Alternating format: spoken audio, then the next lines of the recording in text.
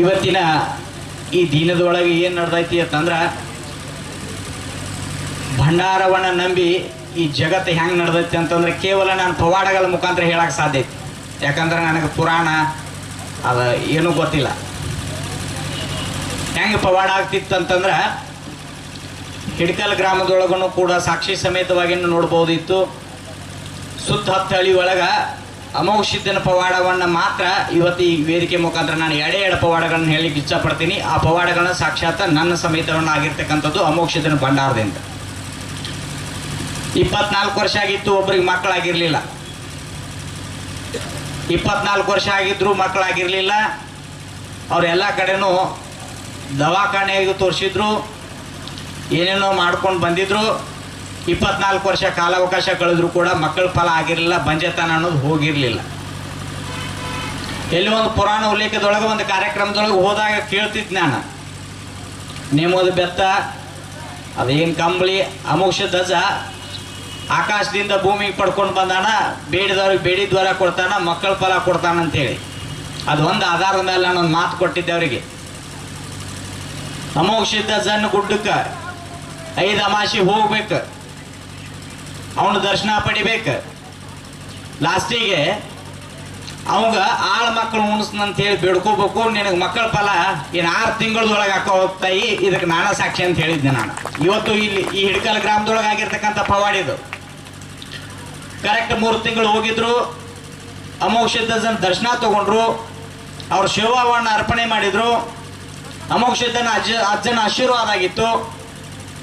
ಅದೇನೋ ಅವನ ಕೃಪಾ ಆಶೀರ್ವಾದದಿಂದ ತಾಯಿಗೆ ಹೊಟ್ಟೆಲೆ ನಿಂತಲು. 3 ತಿಂಗಳಾಗಿತ್ತು, ಇನ್ನೂ 2 ತಿಂಗಳು ಬಾಕಿ ಇತ್ತು. 5 ತಿಂಗಳದೊಳಗೆ 3ನೇ ತಿಂಗಳಿಗೆನ ಆಕಿಗೆ ಕನ್ಫರ್ಮ್ ಆತು.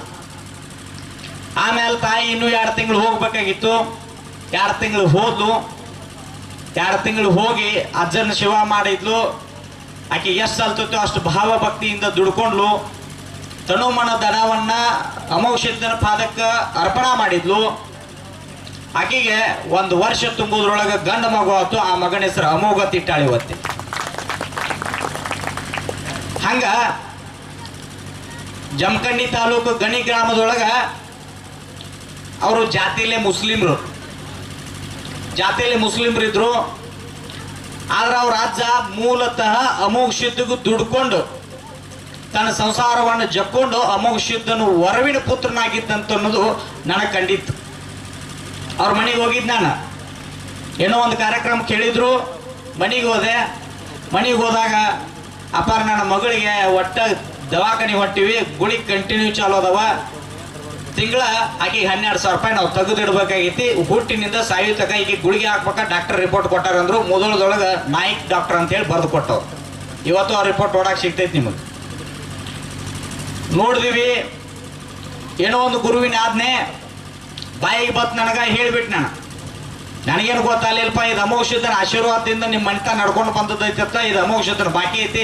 ಅಮೋಘ ಸಿದ್ಧನ ಗುಡ್ಡಕ್ಕಿನ ನಡೆಸೋದು ಹೋಗೋಣ ಹೇಳಿ ಬಿಡ್ಕೊ. 2 ಅಮಾಸೆ ಕರ್ಕೊಂಡು ಹೋಗು, ಈಕೆ ಗುಳಿಗೆ ಬಿಟ್ಟು ಬರ್ತಾಳೆ ಅಂತ ಹೇಳಿದ್ವಿ. ಆಕೆ 9 ತಿಂಗಳು ಇದ್ದಾಗೆ ಹಾಕ್ತಕ್ಕಂಥ ಗುಳಿಗೆ 13 ವರ್ಷದ ಇರ್ತಕ್ಕಂಥವರೆಗೂ ಹಾಕಿದ್ರು.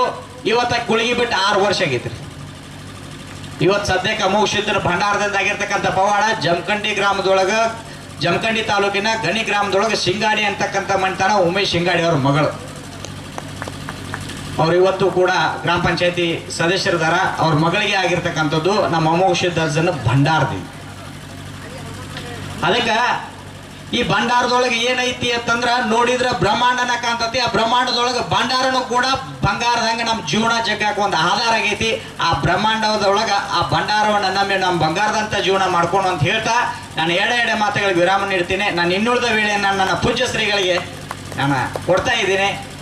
ಓಂ ಶಾಂತಿ, ಓಂ ಶಾಂತಿ.